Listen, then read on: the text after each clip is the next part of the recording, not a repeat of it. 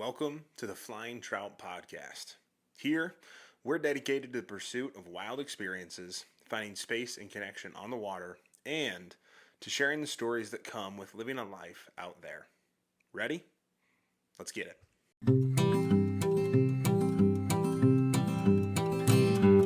All right, we made it. Episode 5. And we got a couple of kind of fun updates. First off, microphone. After some not super fun tech problems last week, just with breaking a mic and all this different stuff, actually got like a real actual microphone. And so this should be pretty fun, just being able to, hopefully it's better audio quality. We'll kind of experiment with that, but definitely makes me feel more like a podcaster, which I think is kind of fun. But this week we've got episode 5 here, and this week we're really going to dive into fishing gear. What do you actually need, and all those sorts of things, because I think fly fishing gear can get really overwhelming. There's a lot of stuff that you could buy and you can buy, and you can spend a ton of money on just gear and gear alone. But I also don't think that necessarily makes, sometimes the biggest difference in the world. Sometimes the gear isn't really all that. So like normal, we're going to dive into an article that I wrote. This one's called "What Do You Really Need?" and it kind of talks about that idea of gear a little bit. Then we're just going to break it down a little bit and talk about what you actually need, especially if you're a starting angler, what will actually get you by on the river and get you going. So that's what we're going to dive into this week. So let's get into it. So again, this is this week's article. And this is called "What Do You Really Need?" Gear is vital to a fly angler. It's what we depend on out there. It's what helps put fish in the net, and let's face it, getting that new piece of gear you've been yearning for years is always fun. But how much do we really need? How much do we need to spend? And how much is just too much gear? I think those questions have different answers for everyone. Your goals, your methods, and what you find fun will shape those answers. There's a lot of complexity here, and I think it's something that steers many would-be fly anglers towards other type of fishing, and that's a shame. The truth is, fly fishing is rewarding because of its challenges and complexities. When you embrace that and can provide the single greatest experience in all of sport. Of course, I guess I am a little biased. I want to simplify that picture a bit. You don't need a 100% optimized rod and reel combo or the most efficient tackle setup of all time to catch fish. I fished the value gear I bought from Walmart for the first 10 years of my fishing life, and guess what? I still caught fish. Does the gear I use today work a little better for the situations I encounter? Absolutely. Do I now spend top dollar on some of the best equipment money can buy? Yep. But here's the thing. I've been fishing for 14 years at the time of this article, longer now, and I know I love this sport.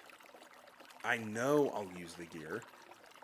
If you're just starting out, don't get bogged down in all the stuff you hear about optimizing your gear.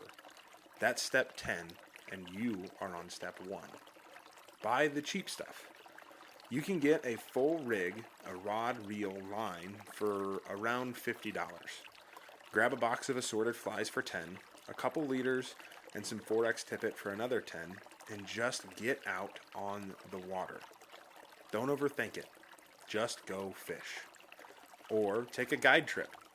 They'll set you up with all the gear you need and teach you everything to get started.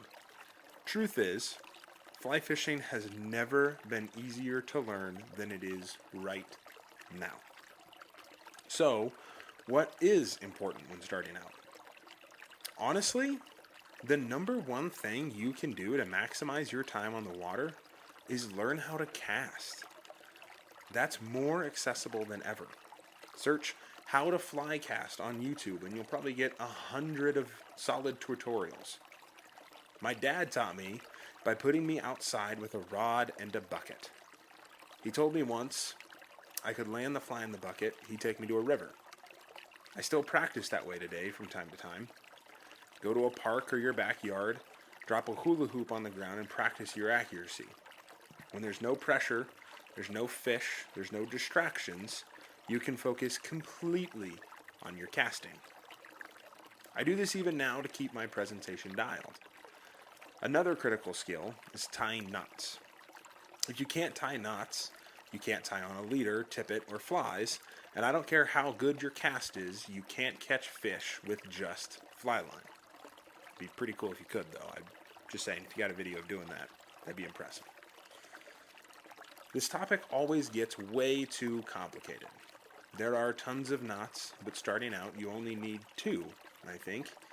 The clinch knot and the double surgeon's knot. That's it. Simple, versatile, and strong.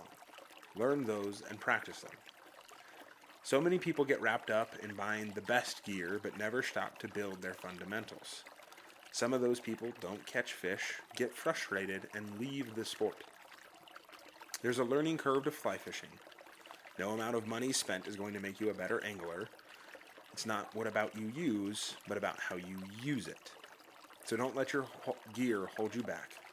Buy what you can afford, get out on the water, have fun, fish hard, practice the fundamentals, use the amazing resources we all have at our fingertips, YouTube, blogs, books, social media, and just get started. Have fun, friends. See you out there. So I think it's a pretty basic intro, right? It's not the longest article in the world or anything, but I think it really boils down this idea of not needing to have the best of the best all of the time. And instead focusing on, fundamentals, right? And so I think there's a lot to kind of dig in here. And so we'll just kind of get ripping a little bit. And I think the first thing that I kind of wanted to talk about was, I guess what you call like the gear trap. There's I've got friends that have wanted to get into fly fishing, and the first thing they always say to me is, "Oh man, well it's so expensive." And I think a lot of that is, they see what I have, and I've got expensive stuff. I've got a Sage fly rod that I spent a lot of money on. I've got Ross reel. I've got the Sims G3s. I've got all this fancy stuff, and that's great. I love my fancy stuff.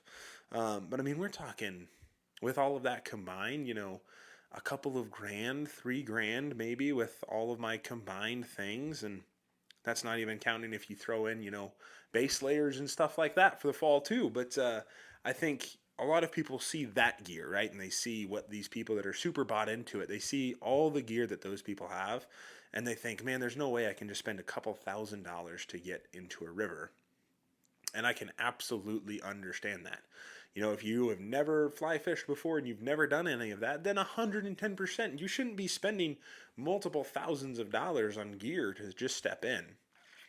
I think there's a lot of things that you can do just to get your feet wet with it per se. And I mean, especially during the summer, like right now, it's July. You can wet wade out there, no problem. You can just get out there, get a cheaper fly rod, get a couple of tippet and a couple of flies, and just get out there and have a good time. My first rod was a Walmart rod because my dad taught me how to fish when I was 8, and he didn't know if I was going to like it or not. So of course he didn't buy me the most expensive thing ever, and he bought me like a $40 fly rod combo. I think it was from Fluger. And I fished that sucker for like 10 years, and I loved it. I loved that rod. It was enough to get me out there and enough to get me hooked on this sport and to have fun. And I mean, really, that's the whole point, right? We don't want to be spending tons of money if it stresses us out. This is a fun thing that we all do that we can have a great time with. And so I think don't overcomplicate it. There's great entry level gear out there. Shields is an amazing resource that you can go to. If you've got one in your area, they're popping up all over the country now, and I think Shields is great because, number one, I mean, the people that work there will absolutely help you out and get you dialed in with everything that you need. But they've also just got some really nice, affordable sets. You could spend $100 to $200 and get a really, really nice rod reel combo that already comes fully equipped with line and the whole bit. They've got one made by TFO. I still use my TFO from time to time. I just have one of the combo sets I got right at Shields, and I've loved that rod. And I think that's something that really just keeps people away is getting stuck in this gear trap and thinking that, oh my God, if I don't have the new, G. Loomis Asquith or the new Orvis Helios, then like what's the point? And I just think that's such a hard thing to get bogged down in. And so if that's you, if you're stuck in the gear trap, please just try to step out of that a little bit. You could even go on a guided trip, and those guys would absolutely get you set up with some things for you and get you by for the day, and then you could see if you like it from there. So don't get stuck in that gear trap. Start cheap, and then you can slowly upgrade from there. Like I said, I fished that rod for 10 years, and then I finally upgraded, and then a couple years later, I upgraded to better waders and different things. You don't have to buy everything up at once, but buy the cheap stuff. Figure out if you like it, and then you can slowly start to trickle in that higher end gear. So I think that's the first obstacle that new anglers kind of have to get by is that gear trap, right? And I think really what that can boil down to is trying to get to step 10 versus just trying to be at step 1, right? I think especially in today's day and age, we always think that, that next piece of fancy gear is going to be the end all be all for our casts and catching fish and all these different things. But I'm sorry to tell you that a beginner with $1,000 fly rod is not going to outfish somebody who's fished for a long time and is using a $40 Walmart rod. It's just not going to happen. Because what really matters and what's really important is how we're presenting those flies, how we're getting them to there. And a lot of that, if you're really good, can be amplified by gear, but it's never going to be created by the gear. The fisherman or woman is still the person that's going to be doing the fishing, and so that still needs to be the top priority, and just making sure that everything's good to go. So, step one is just progress in your fishing. Learn to cast really well, be super confident, and that'll help you a lot. I mean, even if you think about it from the perspective of if you buy $1,000 fly rod to start off and you've never cast one before, well, you might accidentally hit the ground or a tree branch or something, and then you might snap that tip off, and oh my gosh, now you're out $1,000, right? That's just crazy. So, buy that cheaper stuff, get after that, and then focus on step one. Focus on tying your knots. Focus on learning the fundamentals of casting really well. Learn to wade, and focus on those things first. Then, once you feel really confident with all of those, then you can step into the next things and start to get a little bit more, I don't know, picky or snooty with your gear per se. So that's it. Focus on step one there. So what actually matters, right? What actually is going to make a difference on the water? If I'm going to sit here and I'm going to tell you that it's not gear and it's not how much money you spend, then what is it, right? And I think it really it boils down to casting, it boils down to knots, and it boils down to time on the water. Casting, plain and simple, is the number one thing that a new angler can do that's really going to affect, how their fishing is. Because if you can't get the fly to go where you want it to go, then you're going to have a really hard time fishing because the fly is going to be all over the place. You're going to be getting stuck up in the bushes, and that, to be honest with you, is never truly going to go away. You're always going to get stuck in the bushes. It's just part of fly fishing. But there's a lot that you can do with that. If you are laying line down and you're getting sloppy presentations, and the stream is affecting your drift and all of those things, you're just not going to catch fish consistently enough to really feel good about it. And that's not going to be, better if you just go out there and spend a bunch of money. Knots are the other thing. I've seen time and time again, fishermen, sitting on the banks or sitting in the water, and they tie knots for what seems like forever. And they're out there, and I know that that's something that can get bogged down really quickly. Well, I'll tell you what, it's super cheap and super easy to just practice those knots at home. Get a small piece of rope, or you could even buy a little spool of fishing line or something like that, and just practice those knots. I really swear by the clinch knot and the surgeon's knot. People will tell you a bunch of others, but I think as long as it's knots that make sense to you and that you can, secure well and they hold, then I think you're going to be just fine. But the clinch knot and the surgeon's knot, those ones are mine. My go-tos. I still use them. The only other one I really throw in there is a perfection loop from time to time, especially when I'm tying my leaders and things like that. But really, knots can be huge for you. Just sitting there, tie knots, get confident, because it's way easier to practice in the house than it is out on the water when maybe your hands are cold or sweaty or covered in sunscreen or fish slime or whatever it is, right? So practice those knots at home, get really comfortable with those, and it'll just making switching things easier. And especially if you're starting off, you're going to get tangled a bunch and everything. And so being able to feel confident with tying those knots will just make you feel better when you got to clip those flies off. So focus on those knots tines. That'll help you out a little bit too. And I think the last thing that really actually matters is just time on the water. Really the best fishermen, they spend a lot of time on the water. And so stop focusing on spending gear, stop researching spending gear, and just go get out there and fish. You're going to learn so much more, and you're going to become such a better angler than you would if you were to spend a bunch of money. So spend some time out on the water, learn to wade great, find out where those fish are sitting, get some experience casting, tying knots, all these things. Time on the water is going to make the biggest difference for you. So check that out too. Okay, so that's what matters, right? But I mean, at the end of the day, can we fish without fly fishing gear?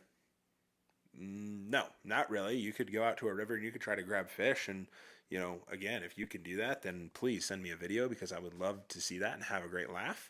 But most of the time, we're gonna need that gear, and we're gonna need to buy some stuff, especially if we're starting off and we don't have friends who fly fish or something like that. We're gonna have to buy some gear.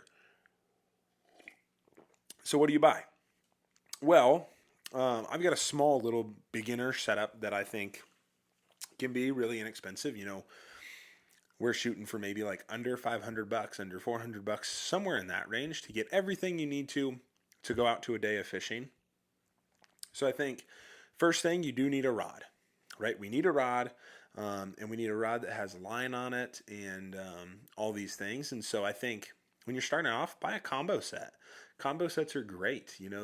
I kind of mentioned I started off with one from Walmart, but there's, you know, probably not the best place to get them anymore.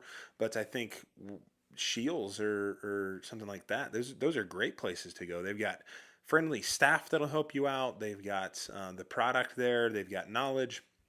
All of these things that can set you up for success really, really well. My favorite combo set ever is a TFO combo set. Like I said, I still fish it. I think it's the TFO NXT combo set. It comes fully equipped with line, comes with a great reel. And those are awesome combo sets. I still have my 5 weight that I keep with me, and I fish it from time to time when maybe it's a little too windy or something for my 4 weight sage or something like that.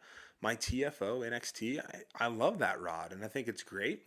And I think it was when I bought it, it was either like 150 or $200, something in that realm.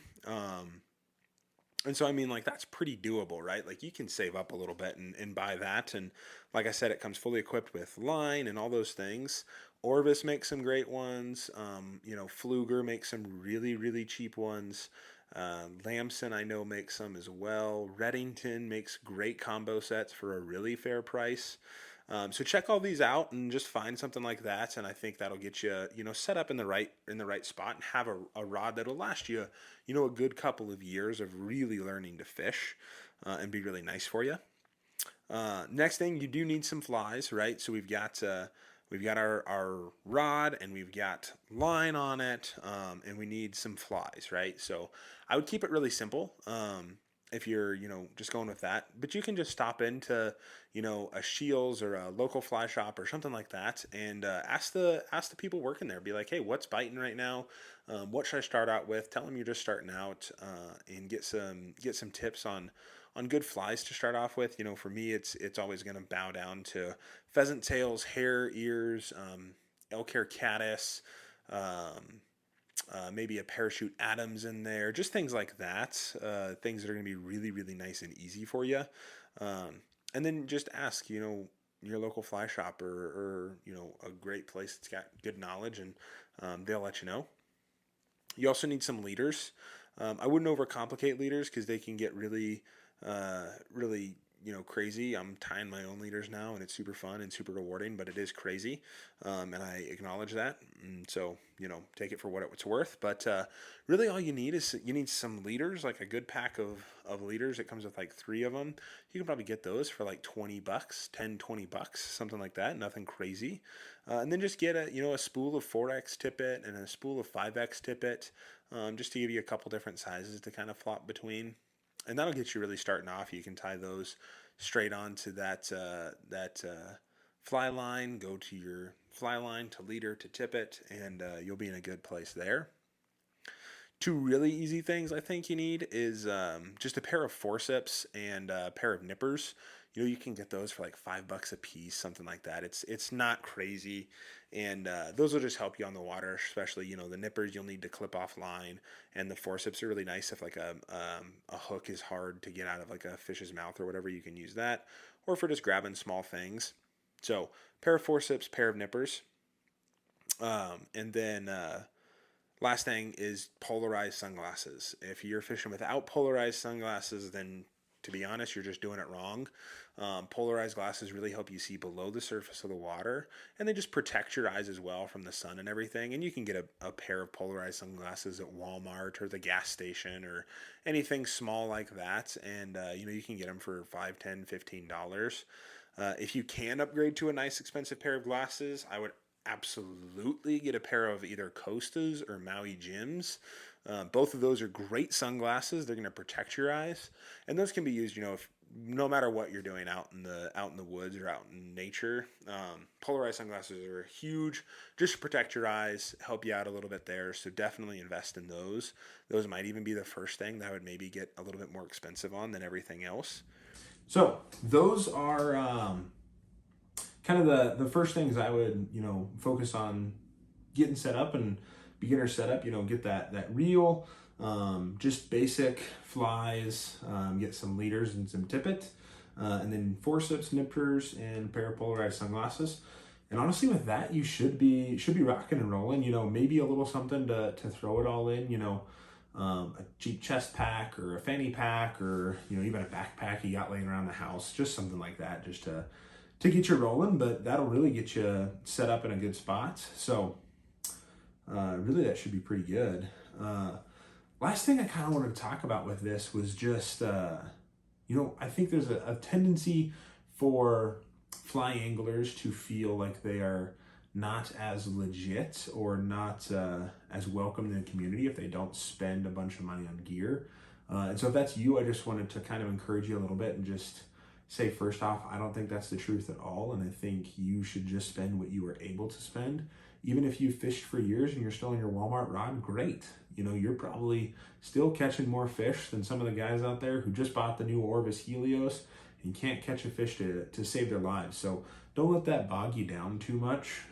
There are a lot of really good things that you can do and practice without having all the best equipment, because it's really not the gear that makes us great fly anglers. It's the fundamentals. It's understanding where trout are, and that's going to make you far more successful than any new piece of gear ever will. So try to keep yourself out of that mentality and just know that fly fishing is more about the experience and having fun on the water than about the flex of having the newest, greatest, shiniest new product. So just keep that in mind a little bit.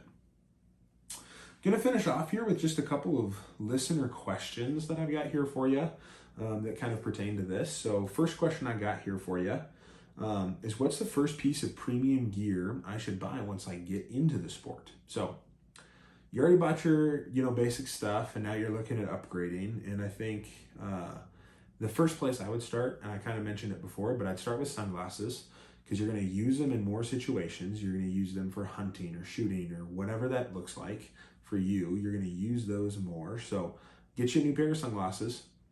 Number two is for me, what really limited my experience when I started off was my pack. My pack wasn't super well built. It was kind of bulky, had lots of pockets, but the pockets weren't super useful or anything. So I'd get you a new pack, a new vest, a new whatever it is, whatever you like.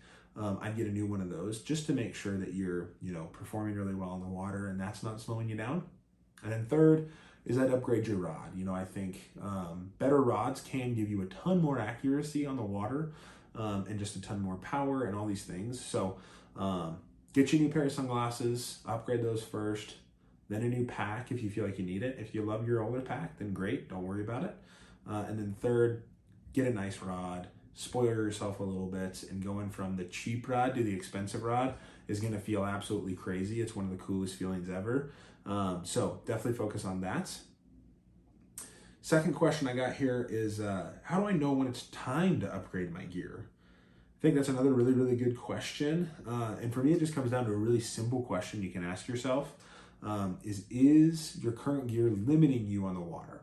And if the answer is yes, then I think it's time to get something new. If you're not casting as far as you want to, or it's not quite as accurate, or maybe it's slowing you down, whatever that looks like, whatever piece of gear, if it's limiting you on the water, then it's time to upgrade to a new piece of gear. So just keep that in mind, and I think it'll help you make a lot of decisions just in every piece of gear. So that's all we got for you for episode 5 of the Flying Trout podcast. I think we delved into some good stuff there and had some good conversation just on what it looks like to focus on connection in the sport and on those fundamentals instead of just buying the newest, fanciest piece of gear. So I hope that helped you if you kind of struggle with that mindset, or if you've always wanted the perfect setup and you haven't quite been able to get it yet, or any of that. I hope that really does help. So next week, we're going to dive into water temps a little bit. This time of summer, I think it's a really great time to talk about water temps again. And just, what is ideal? What do trout like to eat in? What do they feed more in? What's great for the bite? What's safe for the trout, right? Are there temperatures that aren't good for them? All those types of things. That's what we're going to dive into. So if you've ever wondered, what's affecting the trout, or if that's, having an effect on the bite or anything like that, or if you've just missed days on the water because you thought it was too hot, I think next week, we'll really clear up that a lot for you. So we're going to talk about that. And until then, I just wanted to say thank you for listening to this podcast and for helping us grow. If you can, and you got the time, I would really appreciate it if you shared this podcast, left a comment, left a review. All those things, they really, really do help. So share us on your social, leave a comment, a like, whatever that looks like for you. And I really, really do appreciate you all listening and being here while I kind of, sit rambling about fishing. So thank you guys for coming in. Thanks for listening, and we'll see you next week. So until then, fish well, friends. We'll see you out there.